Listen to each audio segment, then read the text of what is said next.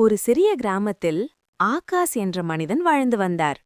அவர் உழைப்பாளி, ஆனால் எப்போதும் நேர்மையாகவே உழைத்தார். சின்ன லாபம் வந்தாலும் சரி, தவறான வழியில் பணம் வேண்டாம் என்பதே அவரது கொள்கை.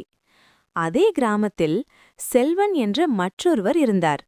அவர் விரைவில் பணக்காரனாக வேண்டும் என்று ஆசைப்பட்டு தவறான வழிகளில் சம்பாதிக்கத் தொடங்கினார். பணம் வந்தது, ஆனால் அதோடு பயம், சண்டை, தூக்கமின்மை என வேதனையும் சேர்ந்தது.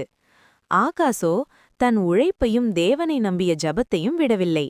சிறிய கடையாக ஆரம்பித்த அவர் வேலை காலப்போக்கில் நல்ல வருமானம் தரும் தொழிலாக வளர்ந்தது. அவருடைய வீட்டில் சமாதானம் இருந்தது, மனதில் நிம்மதி இருந்தது. ஒரு நாள் கிராம மக்கள் பேசிக்கொண்டார்கள். ஆகாஷ் பெரிய பணக்காரன் இல்லை என்றாலும் அவனுக்கு சந்தோஷம் இருக்கிறது.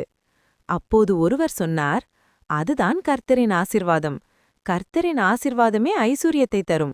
அதனோடே அவர் வேதனையை கூட்டார். நீதிமொழிகள் 10:22. தேவன் தரும் ஐசுரியம் என்பது பணம் மட்டுமல்ல, அதோடு சேர்ந்து சமாதானமும் சந்தோஷமும் நிம்மதியும் கொடுப்பார். இதுதான் கர்த்தர் கொடுக்கும் உண்மையான ஆசிர்வாதம்.